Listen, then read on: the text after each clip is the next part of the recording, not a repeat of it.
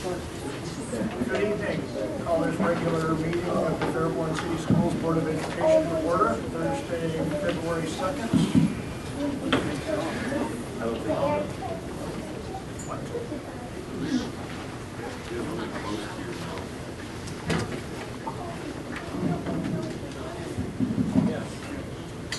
Good. All rise for the Pledge of Allegiance. Pledge allegiance to the flag of the United States of America and to the republic for which it stands, one nation, under God, indivisible, with liberty and justice for all.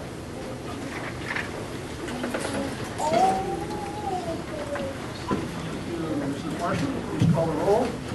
Mr. Wilson? Here. Mrs. Lamont? Here. Mr. Browning? Here. Ms. Luce? Here. Mr. McCord? Here. Item 4, approve the agenda as presented with addendums, which are at the end of page 8. I have a motion. So moved. Mr. Browning. Second. Ms. Luce. All those in favor? Aye. Any opposed? Motion carries. Item 5, superintendent's report. Mr. North. Thank you. We have some guests here tonight that I'd like to invite up front to report their respective organizations. So we'll start off with Ms. Casey Barlow with the Miami Valley Military Affairs Association. So if you will, please. Thank you Thank very you. much. Yes. Yes, so you guys can see. Can everybody hear? Yeah. Can everybody hear me okay? Thank you very much for giving me just a few minutes tonight. This is going to be really quick because I know you have a long agenda this evening. Can you hear me okay back there in the corner? Yeah. Probably get closer to the Yeah. mic. Closer Okay. to the mic. I just wanted to take a few minutes. How many of you are aware of the Miami Valley Military Affairs Association? So a few folks. I just wanted to take a few minutes to talk to you about what the Miami Valley Military Affairs Association is and what we do. I think we have a lot in common with what you all do here. You all serve the military community every single day in your school, being one of the largest schools where military children attend every single day in our region.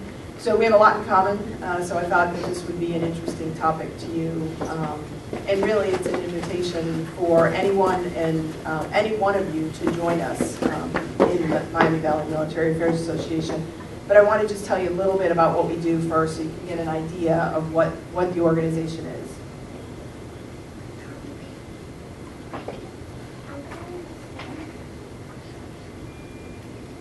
So these are our principles and our mission. The bottom line is that our mission is to strengthen relationships in the community by serving the military personnel in our community and their families. That's what we do. That's our goal, the mission within our organization. And we do that through patriotism and service. Those are our guiding principles. This is a slide I really wanted to spend some time on because this really gets into the details of what we do as an organization. We hold multiple receptions throughout the year so that the community, and these are receptions for the community to meet the military leaders on base. We do that in multiple locations around the base. But that's one of the values, one of the benefits of being a member of our organization is that you get to come to these receptions and you get to regularly interact with the military leaders on the installation. We also do a lot of events throughout the year where we support the military on the installation and their families. And this is just a list of some of those events. We host the Mayors and Managers annual event every year at Wright-Patterson.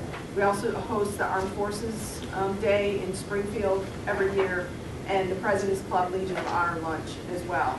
And then we host and we support the awards luncheons both at Wright-Patterson Air Force Base and at the Springfield Air National Guard Base, and we provide all the awards for those events. We host the POW MIA ceremony on the installation, and then we provide a lot of support to the first sergeants and the senior leaders on the base in terms of when they need help for their airmen.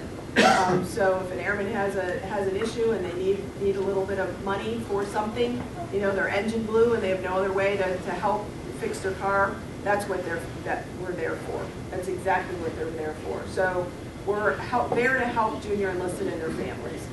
This weekend, we're throwing a Super Bowl party for the junior enlisted at the USO, just our way of supporting the military families in the community. We also support the Fisher Nightingale House every single year, and that's a direct result of our golf tournament that we host every year, and then we support the USO as well, as I just mentioned. So as I started, how can you participate? You can join us if you would like to. There's forms on the back table there when you first come in the room. We'd love to have you join us, and you can take part in as many things as you want to throughout the year. We have a lot of fun things if you like to play golf, or if you just like to go to events within the military community. So lots of opportunities to participate. We also have a way to sign up online through our website. And that's really it. I told you I was going to be short. Does anybody have any questions for me? No, well, thank you again for having me tonight, and I'd encourage you to pick up a membership form on your way out tonight. Thanks, everybody.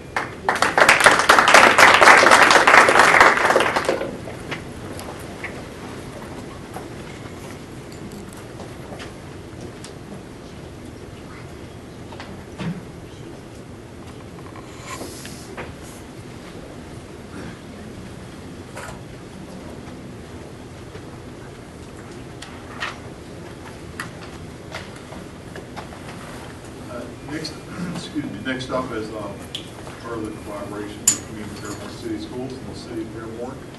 We have Marilyn here from City Council.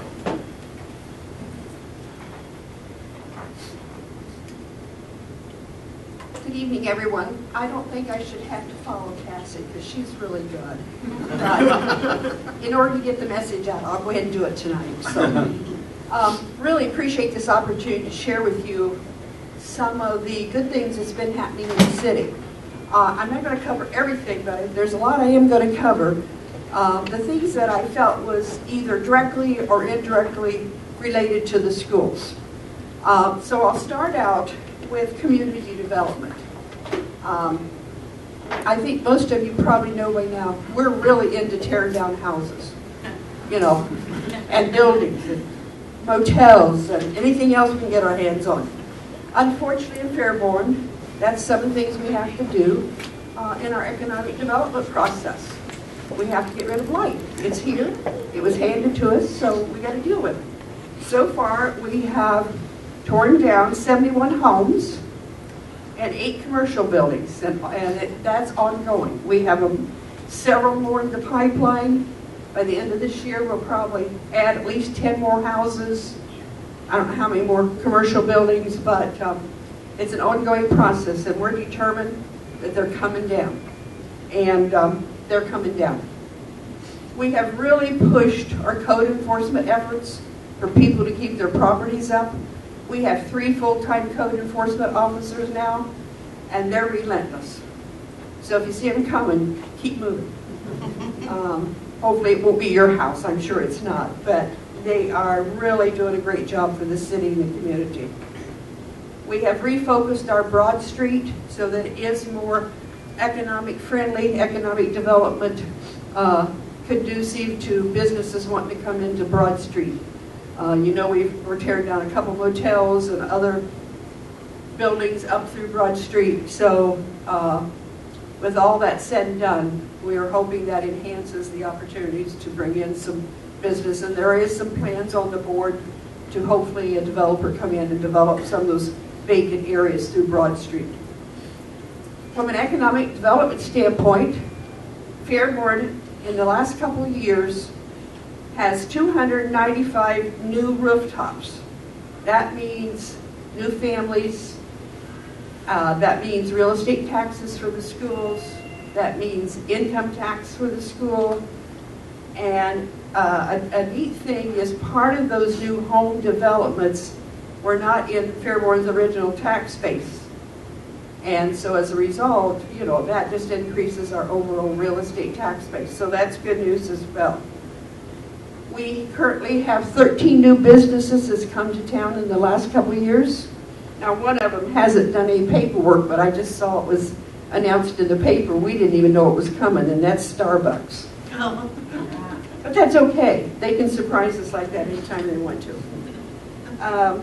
We have 15 business expansions that have occurred over the last 2 years or are currently in process. We're in the process of setting up Nucleus Fairborn, which is a collaboration with Wright State University. It's a business incubator that's over on off of Colonel Glen in one of the buildings over there across from Wright State University, where folks can come in. They're not ready to open up their own business, but they can go in there and have a small office space if they want to do a little small manufacturing or whatever they might be doing till they can get on their feet and make it a really robust business. So we've got that being worked on, redoing the building and so forth, and that will be opening up soon. We're also looking at a downtown business incubator, and that would be for culinary purposes.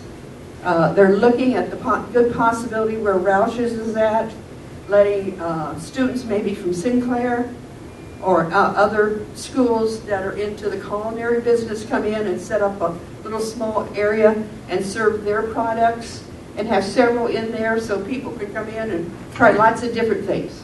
So we hope that's going to come to fruition, and it looks like it is.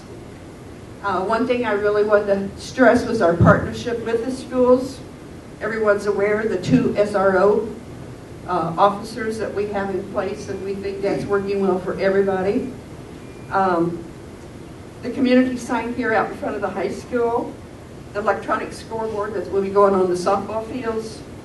We have a facility use agreement with the schools that we can use each other's facilities as works out, and we have a public work assistance with each other to help with those areas that you folks need, like school buses and things like that. We have outreach with other communities and organizations. We currently have 3 Habitat homes for humanity that are filled, and that's where we've torn down a blighted home in a neighborhood, and we donate the land to Habitat for Humanity. In some cases, we've donated money to the project, and that gets a new home in a community and a family that otherwise wouldn't be able to afford a home, and it provides a very nice home for those people involved. It's not just a handout, but it's a handout for these people because they have to input, they have to donate their hours to make this house come together. For the first time, we have matched the staff's goals with the council goals. The staff sat down not long ago, developed their goals based on what they know they have to do to make sure they met the council goals, and we're very happy about that. Everybody's on the same page. Just a quick few data points on the police and fire. The fire and EMTs made over 7,000 calls, service calls last year of various natures. That's a lot of phones going off the hook. Police, our property crimes are up just slightly. That's mainly due to auto thefts and just some regular thefts. That's where our biggest focus is when it comes to property crimes. Violent crimes has actually decreased slightly, although our murders have increased 200%. We went from 1 to 3, from 15 to 16. So in the scheme of things, while it sounds 200% sounds bad, 3 murders compared to so many places is not too bad. We have now instituted a nuisance abatement program. Last year alone, we issued 27 citations. And the good thing about these citations, the police do not have to have warrants to go into the houses. What it adds up to, if a resident is identified in any way of having drugs, illegal activities in the house, any other thing that's considered a nuisance, the police can, on the spot, issue a citation. The resident gets a citation. The homeowner, if it's not resident-owned, gets a citation. The homeowner has to issue an eviction notice, and the resident has to be out in 15 days. So no more, going through the courts and carrying this process out forever and ever and ever. Now the landlord, if they get a second notice within a year, they can appeal it to the board, but it's not likely going to get turned around. They will board the house up for a year. This is to try to keep some of the folks out that we don't necessarily care to have residing in our city. We've added one canine dog, Bach, who's done one heck of a job. I forget how many pounds of marijuana he has sniffed out. But the good thing about the dog is if he reacts to any kind of drug, the police can go in on the dog's processes. They don't have to wait till they see it, they don't have to go get a warrant. They can instantly go into the facility and take care of business. So he has been a real lifesaver. He's done such a good job. We're getting a second one this summer. So we're going to get him out of here one way or another. The city is in really good, sound fiscal shape. Our goal is to have a 17% reserve. That fluctuates a little bit. Our minimum is we have to have 12%. We want 17, and we've come close most of the time, but we are very proud of our fiscal condition right now. And our taxes for last year increased, income taxes increased 6%, so that was good news as well. That means something's happening in the city. Future focused for the city is to hire the best city manager in the world. That process is going on. We'll get our first set of applications the 13th. We'll winnow those down and go through the process you all been through. So I've taken everything off my calendar for the end of February.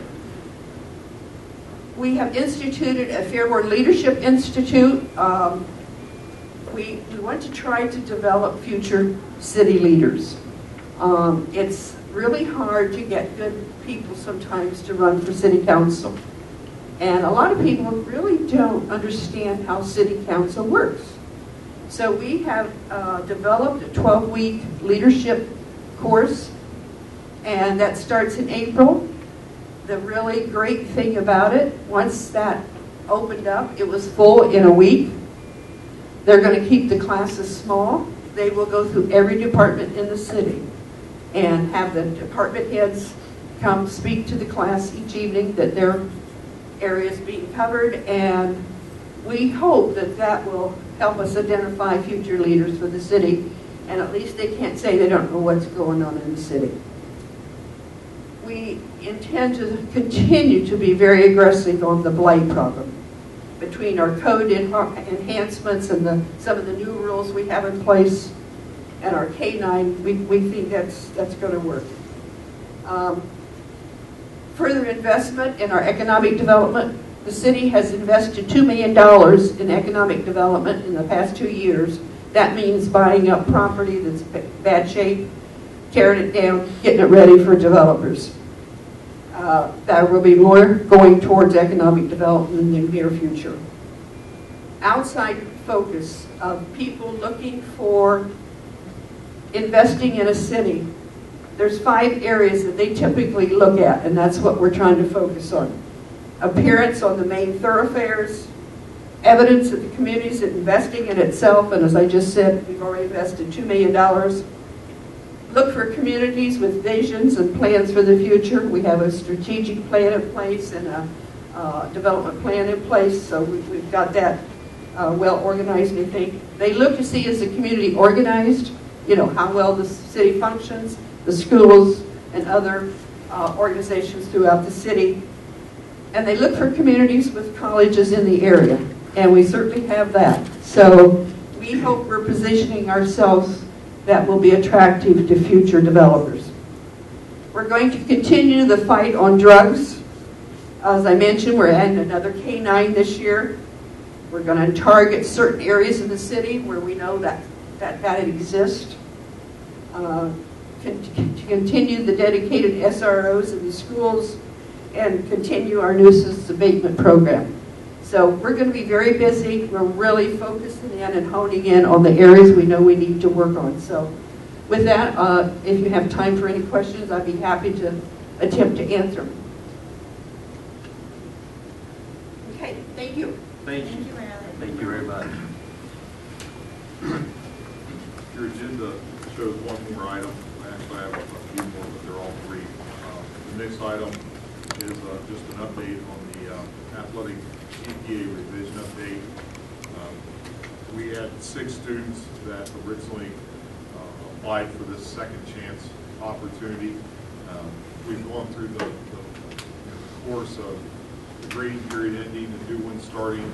And so out of the 6 students that applied for a second chance, we had 2 students that are eligible for the following sports. So 2 out of 6, so it 33% success. And I guess that's how depends on how you look at it.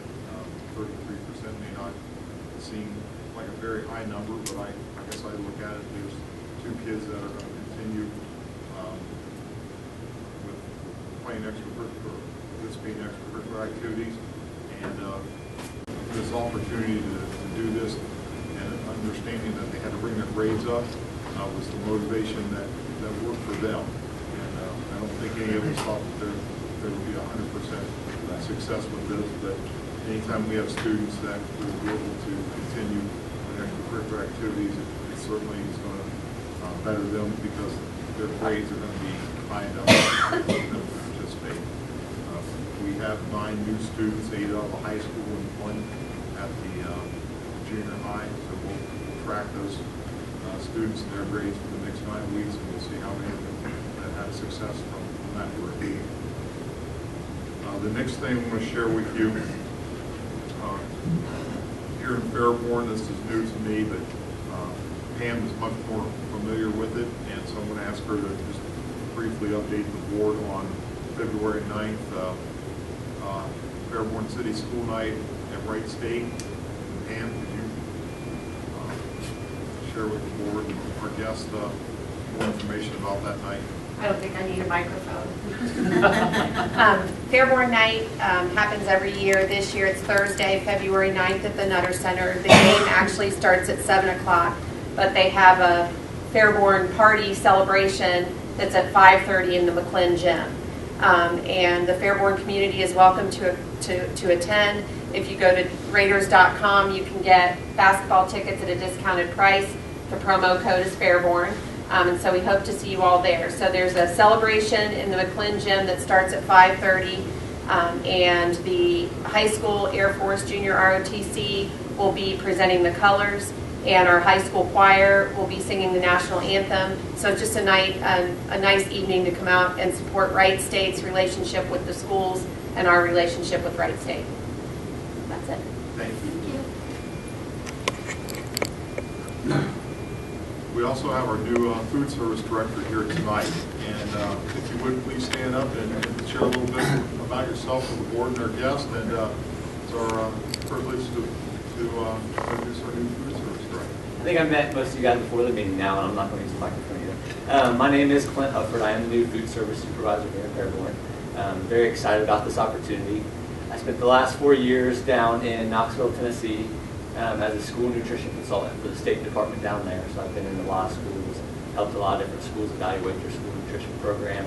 So it's fun to kind of be on the other side of the coin and actually be a little bit more hands-on now. I do have a 7-month-old daughter, so that's always keeping me busy.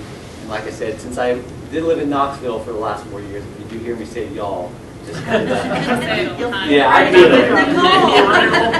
I'm just from Southern Ohio. Mr. North already called it out, called me out on our last meeting. But extremely excited to be here. If there's anything I can do, certainly let me know. And just really trying to feed as many kids as we can and continue to try to build a nutrition program from what it already was a successful program. So thank you. Thank you. Welcome. Well, thank you. Hopefully y'all buy a house in Fairborn. I'd also like to update the board. Nicole and I met with the architects today. There's 3 different architects that are in the finals to be able and one of them is going to receive the award or get the job. And so today we interviewed, and part of the process is providing architects information, and then they're going to come back later on here in this month and actually go through an interview process with us in OFCC, and from there we'll complete score sheets between Nicole and I and a couple people in OFCC to select the final architect. That's down to 3. Tomorrow, actually we did this yesterday, but we were supposed to turn in our rating sheets for the owner agent. The owner agent is the person that will be working to make sure that the contractors as well as the architects are working together and making sure that everything is under budget and that we're following proper timelines. So we completed those score sheets and turned that into OFCC, and they'll have 3 finalists once they add their scores. We actually will be selecting the architect on the 10th of February, so just a few days away. Then on the 16th, we meet with the commissioning agents and we interview them. The commissioning agents are the ones to make sure that we're following all the requirements for proper energy management, and that we're meeting all of our what's referred to as lead points, just making sure that our projects are energy efficient and meeting all the requirements of the state for energy efficiency. And then on the 22nd, we'll be interviewing with the owner agents, the ones that are scoring, and like I said, that will be narrowed down to 1 at that point. And then on the 24th of this month, we will actually have the kickoff meeting with the selected architect and engineer. So towards the end of this month, we know who the architects and engineers will be for this project. And then the planning starts. And there'll be a lot of planning between February and roughly May of next year. So we're looking at a tentative timeline, give or take a month or so on one end or the other, but we're looking at a tentative timeline of May of 2018. We'll see ground equipment out there and start moving dirt, and we'll be planning of course, a groundbreaking ceremony sometime prior to that. So that's where we're at with all the things, or at least some of the things that's taken place since the bond issue actually passed. The other thing, last thing I'd like to share with you is with your vote, hopefully you'll support this recommendation. I don't think there's any worry for you not to, but tonight on the agenda is a recommendation for our middle school principal's position that will be open this next school year. And we have a process in place where we will be doing a middle school assistant principal search, because one of our assistant principals, Andrew Ferguson, will be the principal. So that process will start with tonight with the board meeting, with the board voting on that recommendation. Tomorrow we will post that position. We will have application deadlines that will end on March 8th. We will start our first round of interviews on the 13th, followed with second round of interviews on the 20th of March, possible third round and check references on the 27th of March, and we will have hopefully a recommendation for the finalists to the board by the May 6th board meeting. So that's the process for fulfilling the middle school assistant principal's position. And with that is all the information I have. Thank you. What are you going to do with your spare time? I don't think he has it.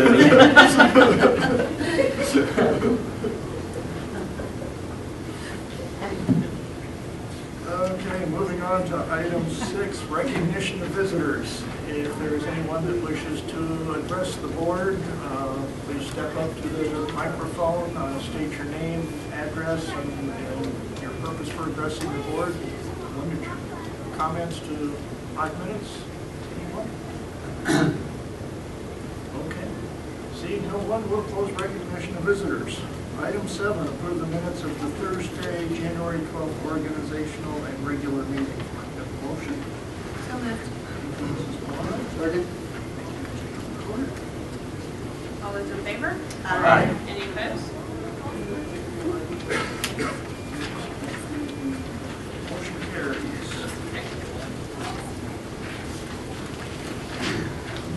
Item 8, treasurer's report.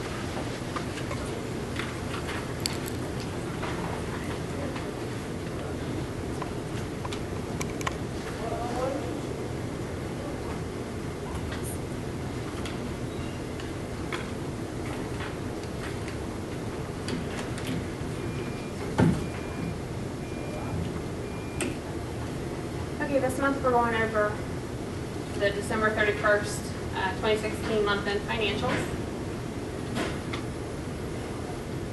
Overall, our total revenues were about $54,000 lower than at the same time in the prior year. This is mostly due to, we had a one-time receipt for Medicaid reimbursement that I've talked about in previous months. Our state aid is up that we've been talking about. The governor, Kasich, just released his budget recently. I haven't gotten the actual numbers from the Legislative Services Commission. That should be coming out tomorrow at some point. But the main points of it is he's asking for a 1% increase in state funding. There's also some districts that can see up to a 5% cut if they're on the guarantee, which we are not a district on the guarantee, so that shouldn't affect us. He's wanting to allocate another $30 million to the straight A grant. That's with the biennium budget every time they have one up, so I don't know how we feel about that. But the important thing here is that it's just the governor's proposal and that it's going to see many, many changes. It won't look anything like it does now by the time it's finally finalized, which they'll usually do by the end of June. They're supposed to do by the end of June anyway. This is our forecast revenues compared to what's been received year to date as of December 31st. Overall, we received 49.07% of what's been forecast for the year. Our expenses, our total expenditures were about $700,000 lower than the prior year at the same time. A lot of that is capital outlay expenses that just haven't happened, I think due to timing. We had some retirement stuff that we coded as a reduction of expenditure that I've been talking about. So there's not really a whole lot of change compared to when we looked at this in November. Forecast, what's been spent, we had 47.32% spent compared to what's been forecast for the year. And again, we're halfway through the year, so we'll be adjusting those numbers with the May update for the forecast based on some better information we have now. Our fund balance as of December 31st was $19 million. We had $5 million outstanding encumbrances and $14 million unencumbered for the general fund. So we're about $6 million over where we were at the same time last year for our cash balance. And you can see the graph of the roller coaster that is our cash balance in the general fund. As of December 31st, our average monthly expenses for salaries and benefits was about $2.3 million. For all other expenses was a little over $1 million, for a total of about $3.4 million. We had 340 certified employees, including substitutes, and 306 classified employees, including substitutes. We have a lot of investments now. So we bought some additional CDs during the month of December. So overall, for our operating funds, long-term investments, we have those at $8.6 million. We're trying to take advantage of some of the cash that we do have, earn a little bit of interest revenue on that. We also have the bond construction accounts that the board's going to be seeing on the upcoming financial reports. So we had $9.9 million in bond anticipation notes that we issued in December. So those are going to show on our investments. And then we're closing on the remaining portion of the bonds on February 22nd. So we'll have the project fully funded at that point. We'll be able to sign the project agreement with the Ohio School Facilities Commission so that we can get started with our architects and planning and all those things. And our cash reconciliation for the month. We reconciled to zero. We had $27,000 in our payroll clearance account. And that's all I have. Any questions from the board? Thank you.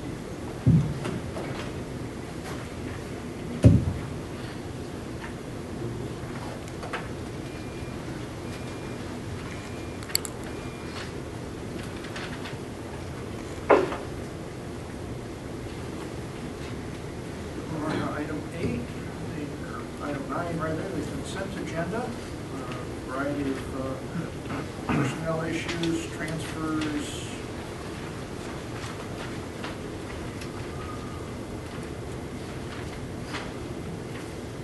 Lunch program, unpaid leave or absences.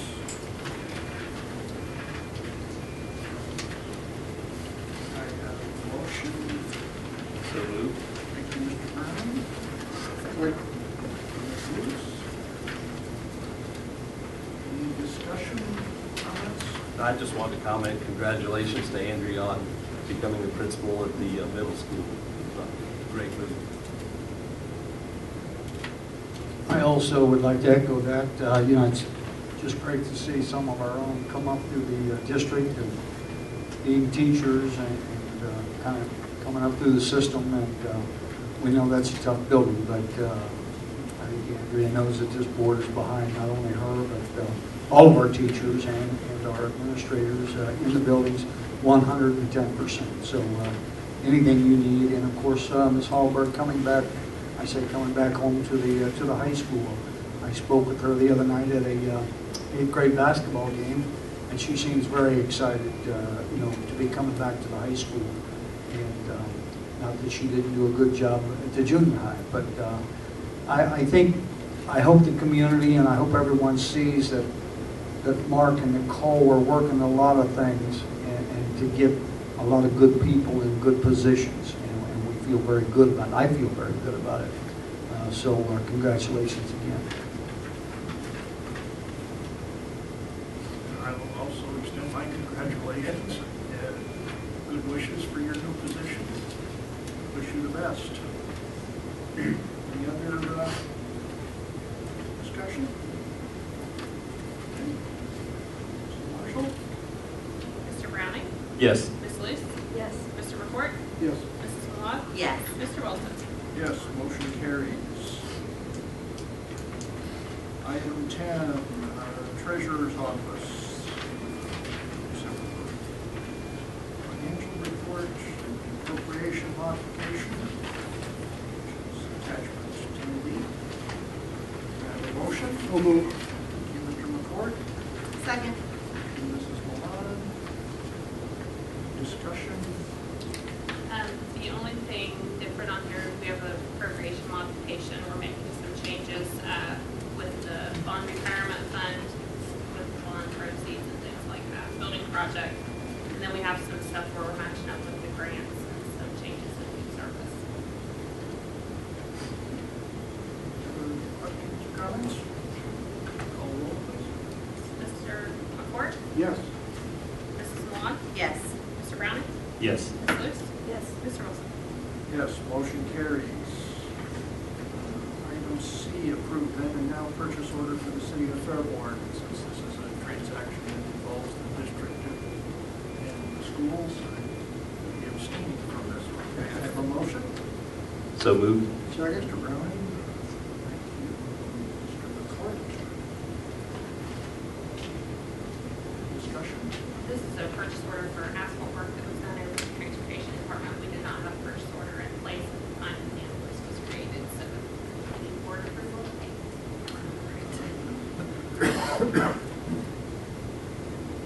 Questions, comments? Okay. Mr. Browning? Yes. Mr. McCourt? Yes. Ms. Luce? Yes. Mrs. Malott? Yes. Mr. Wilson? Abstain. Motion carries. Item 11, gifts and donations, which Brown will. Okay. As always, we really appreciate the gifts and donations that come from individuals and from organizations. The first one is Trinity Church of Christ, donated hats, gloves, and mittens to the middle school valued at $170. The next is Andrew Dooley, donated a dishwasher to the athletic department here at the high school at a value of $200. And then the third is from Dwyer Garofalo, Mann and Schultz, and it's a prize of $1,000 to the Fairborn High School Art Club. And I wanted to talk about that just a second, because what prompted that was in the calendar, there's a few of them back there if people want them. We had a freshman student, Jessica Norman, that did a watercolor and submitted it to Dwyer Garofalo, Mann and Schultz, and it is in their calendar. So for that, she got $250, but also $1,000 for the music club. So congratulations to Jessica. That was really neat. Music club, art club? What did I say? It's our club. Okay. They can get 1,000. That's right. I'm going to talk about the music club in a minute. Oh, okay. And then Hall of Honor, Ed and Sandy Gibbons donated $100 in the memory of Tom Swain. So thank you. Have a motion? Mr. Lewis? Second. Thank you, Mr. McCord. All those in favor? Aye. Any opposed? Motion carries. And thank you, everybody who continues to donate to our services. Item 12, new business for the Board of Education. This is where the addendum will come in, but There's separate. yes, separate votes. So we have the final reading of the fringe benefits. And sponsor mission for the Digital Academy and out-of-state professional league. We have a motion. So moved. Mr. Milano, Second. Mr. Brown. Discussion? The policy for fringe benefits, it's final reading and approval of the policy, and it's for exempt classified folks to follow the FCA negotiating agreement for fringe benefits.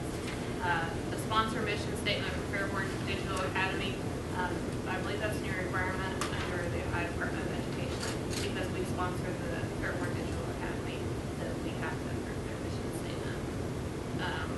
And then out-of-state professional leave, we need to report for our staff to do that. So.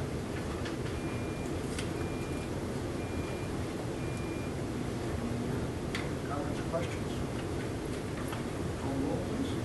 Mrs. Moore? Yes. Mr. Browning? Yes. Ms. Luce? Yes. Mr. McCord? Yes. Mr. Wilson? Yes, motion carries. We'll move on to the addendum, which is on page 8.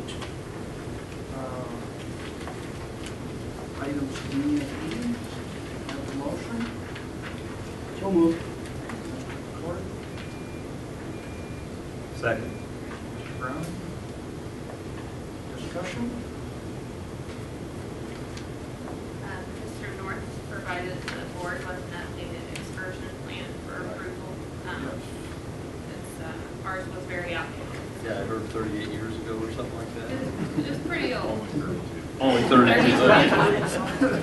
And then the other payment is for a parent volunteer. The board policy allows me to reimburse employees for expenses, but I'm not authorized to reimburse non-school employees, so I need the board's approval to reimburse the parent. I'd like to thank her for her efforts in supporting the musical there. Yeah, I understand she's making costumes and doing all kinds of stuff, so. So yeah.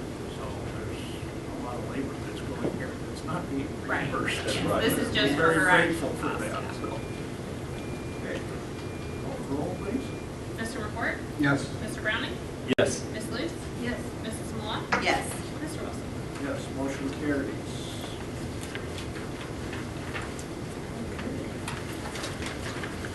Item 13, member good of the order. Ms. Lewis, since you snagged my chair this morning, this afternoon, you're going first. Okay, what he's talking about is that over the last month, the board, the administrators, Mr. Martin, we've been working on policy updates, and it's a very lengthy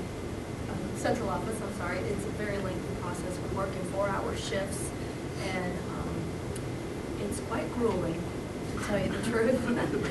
4 hours of reading policy nonstop and updating everything. It will be wonderful when we're done, because it will be online and available for anyone, and it will be very easy to navigate through that and find anything that anyone is looking for at any time, whether it's an employee or not.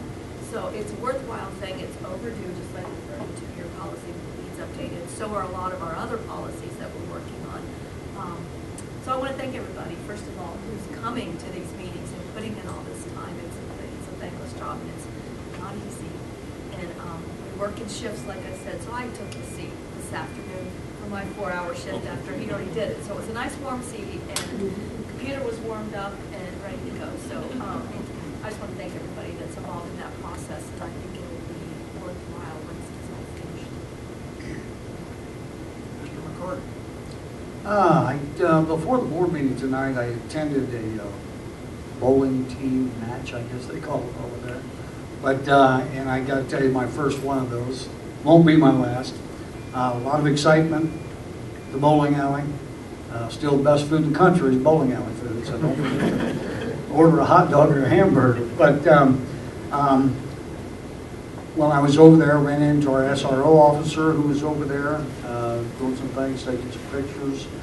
Good to see him there. But a lot of good kids over there bowling and for the school, and like I say, super lot of excitement, not only for the kids but the parents. I think their tournament or their games usually start around 4 o'clock. So if you got a little bit of time and want to see some good stuff happening, stop in the bowling alley on the hill.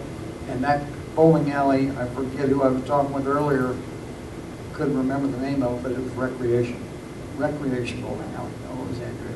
So it was a good time over there. As Mrs. Lou said, the policy meetings, I can't tell you how long it's been since I've actually seen stuff like this happen, where we reach out to our buildings and ask those people to come in and be a part of this, and how valuable that is. I mean, it's really great. We all work together. The district feeds us, which isn't bad either.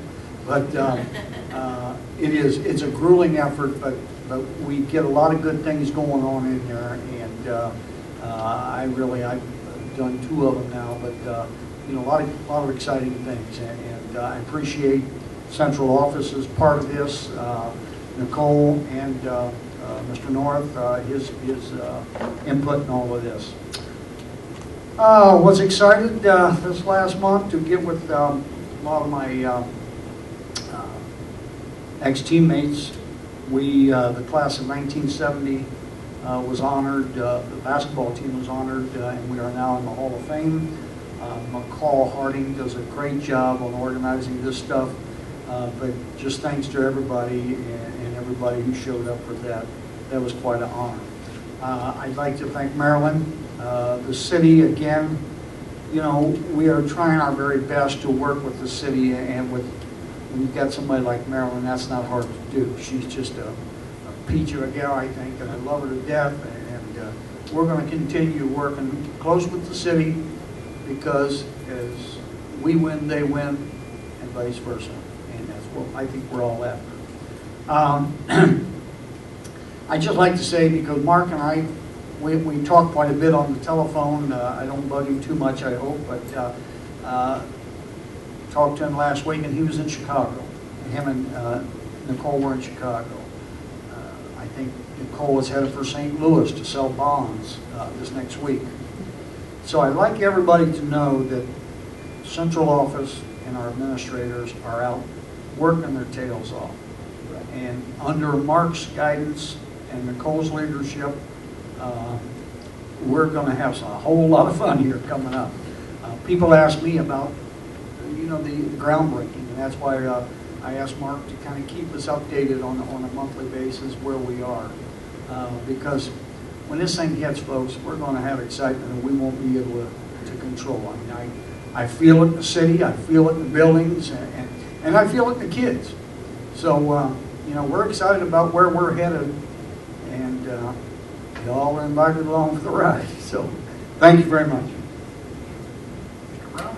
Okay, Pat mentioned the kids. I wanted to talk about them for a few minutes because, quite frankly, that's the reason we're all here, is for the kids that are in our district and what they can do and what they can accomplish. And there's a lot of great things going on. I talked about the calendar earlier and the art student, the freshman art student that did that. Brandon Lilly plays basketball. Brandon just achieved 1,000 career points. He's one of 10 players for Fairborn that ever achieved 1,000 career points. And this, right now, if people look on Huddle, and the link is on the Facebook page, he's up for the voting for the Ohio Player of the Week for last week. And right now, he's got double the votes of the second place person. So if we all get online, we can get him picked as the Ohio Player of the Week, just like Brandon Easterling was picked as the Ohio Player of the Week in football this past football season. So congratulations to Brandon Lilly. Brandon Easterling, I mentioned him. He signed this week a national letter of intent to play football with the University of Dayton. So that's another achievement for one of our students. On the music club side, the Ohio Music Education Association had their contest this past weekend. And it was by far the highest number of musicians from Fairborn at that. And I think there was over 70 kids, if I remember right, that participated. Had the highest number of superiors. There were 18 superiors. And I think there were 7 superiors. And then also a good rating. So it was very, very good for our musicians at the OMEA. And look, just let me correct it. It was 18 superiors. It was 7 excellence and 1 good is what it was for all the students. We also had 15 7th and 8th grade band members that got picked for the OMEA Honor Band, and they play at Beaver Creek.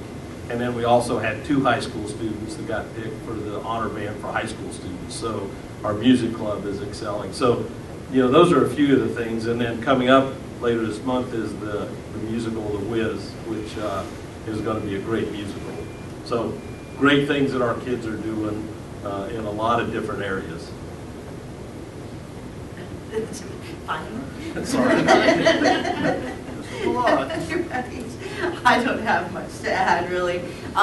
The policy meetings, I'm feel very thankful and fortunate to be a part of them. It's amazing how much goes into running a school district. If you didn't have any idea, you should get online and read those policies. So I think it's been good for those of us who are new board members that we're doing this as well, because it does help to get you clued into all the nitty-gritty stuff that goes on a daily basis. And I'm appreciative of everyone that has been there and worked with us on that.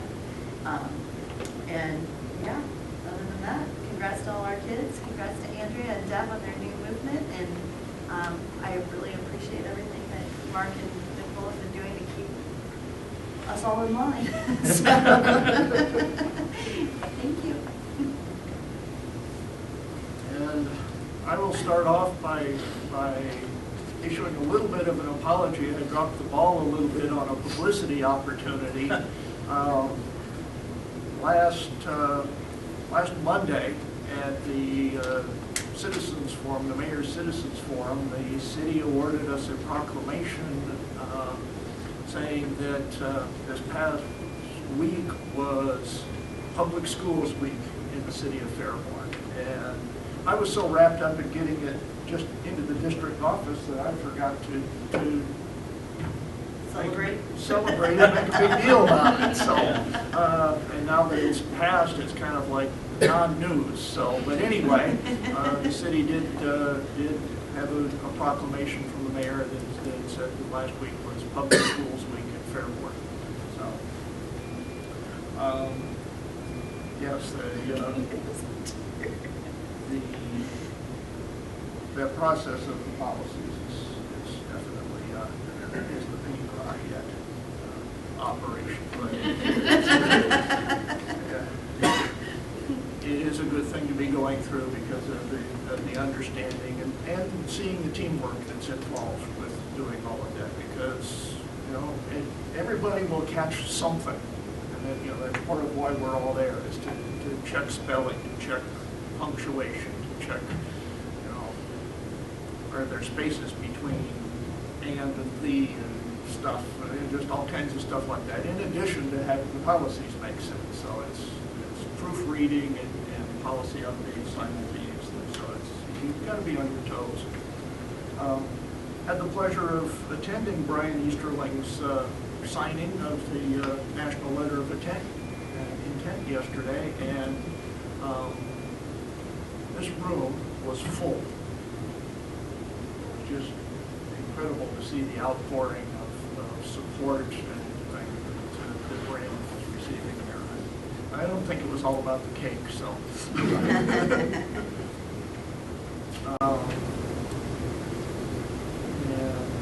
I just want to comment, not only is Brandon an outstanding athlete, he has a 4.4 GPA along with that, which is, I mean, that's a big achievement.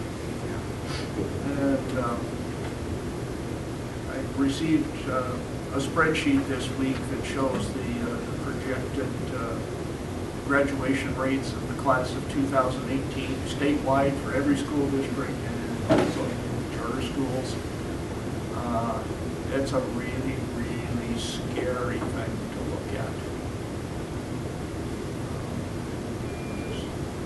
Just mind-boggling that something like that made it through without any kind of serious input from people that are involved in the day-to-day efforts to educate our students. So having to go out and say statewide that 20 to 30% of the high school seniors are not going to graduate, and I mean, it's worse in a lot of other districts than that, but that's the overall statewide average, which is, going through that, there were close to 700 districts, and I sorted it down to those districts that are projected to have a 95% or above graduation rate. There were 8 districts, 8 statewide. The only one locally that was in that boat was Oakland. I'd like to add to that, Andy, as part of what Mr. North and the other Greene County superintendents, we should mention that they put together their intention, a list of things that they'd like to see addressed, and kind of a proclamation, whatever you call it, but I feel very fortunate that we have Mr. North supporting that initiative to change that and make those changes for our kids, because that is completely inappropriate, and we're glad that he's fighting that fight for us. Yeah, thank you for bringing that up. All of the Greene County superintendents met with the legislators that are responsible for the area, and they put together a very well written, very well thought out letter of from the viewpoint of the people in the trenches having to do this work, of what the state legislature should be doing in the way of education issues, from funding to graduation requirements to testing to just a whole variety of ills that are out there. So thank you very much, and please pass along our thanks to your fellow superintendents for that. It's a great letter. With that, I think I'll quit. All right. Adjournment. Have a motion. Thank you, Mr. Browning. Thank you, Ms. Luce. All those in favor? Aye. Any opposed? Motion carries. We are adjourned. So,